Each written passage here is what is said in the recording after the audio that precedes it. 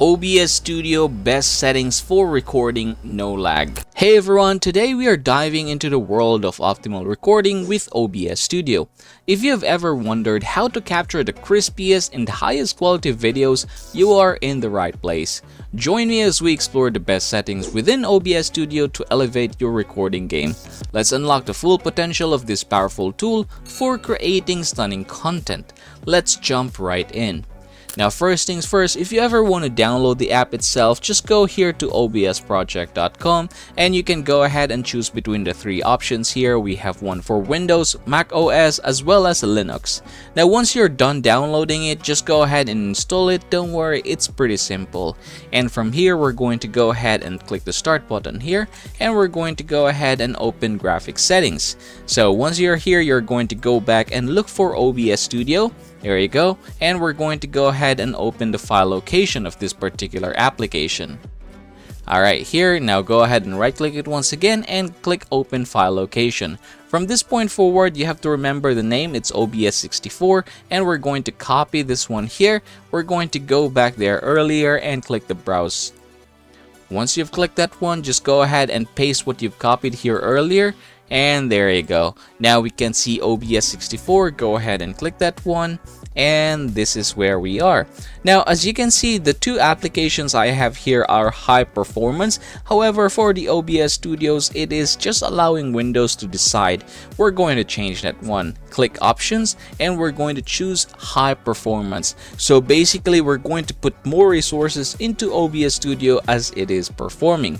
Now another thing that we are going to do is open this one again, and we're going to go ahead and look for OBS Studio, but this time we're going to run this one as an administrator.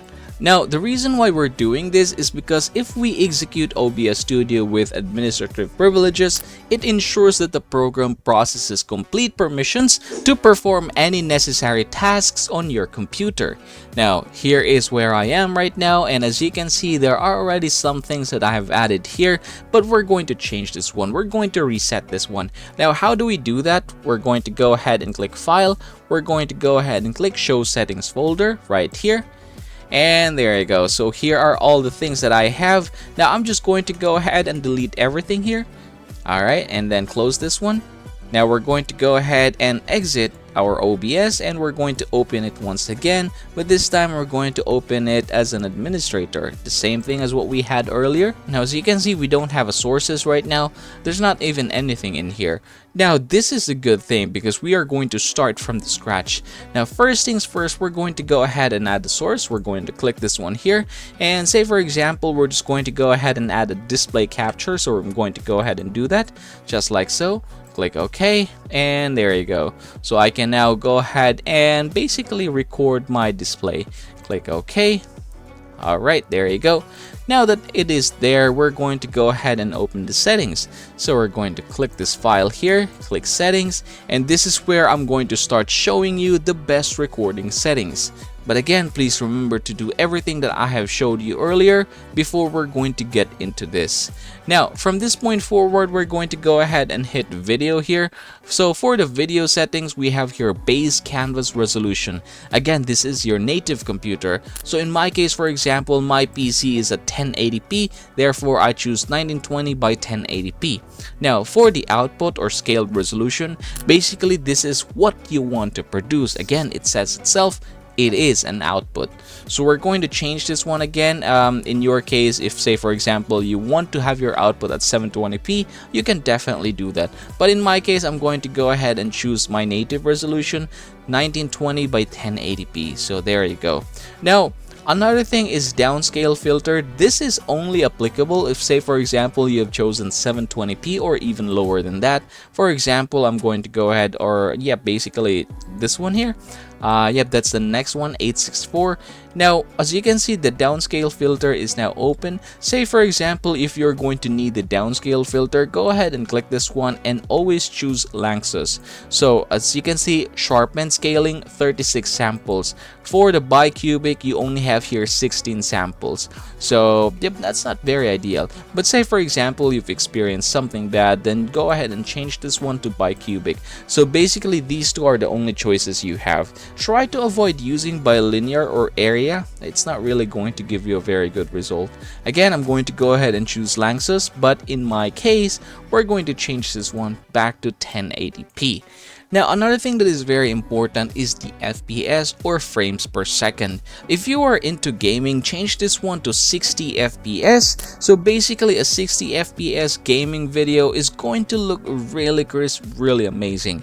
As you can see, in a second there are going to be 60 frames. Now that is going to give you a very good result. But say for example, you're kind of like doing like a conversation, or basically there's not a lot of movement like in your computer, just like what I'm doing right now, then change this one to 30 FPS. That is actually going to be okay.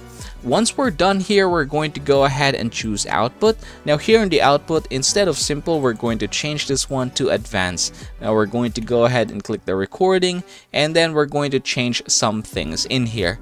Number one is going to be the recording format. As you can see, mine is MKV as of the moment. We're going to change that to MP4.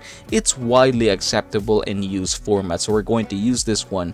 For the video encoder, click this one here and you will have some choices. So say for example, you have an NVIDIA graphics card, then just choose between the two. In my case, I like to use H.264. Now here we're going to go ahead and scroll down even more to encoder settings. Now here in the rate control, I want you to choose CBR or constant bitrate. This is going to be very good for stable video quality.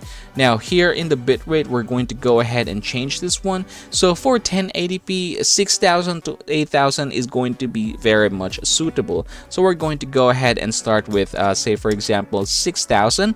But say for example you think your PC is more than capable of doing so, then don't hesitate to go up to 8000. So yep, I'm just going to go ahead and leave it somewhere around 6500. And there you go.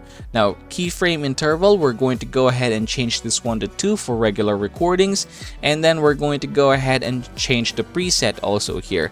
For the preset, click this one here and then you will have 3 choices. So if you want to have the best quality possible, go ahead and choose P7. It will be the slowest, however it is going to give you the best quality.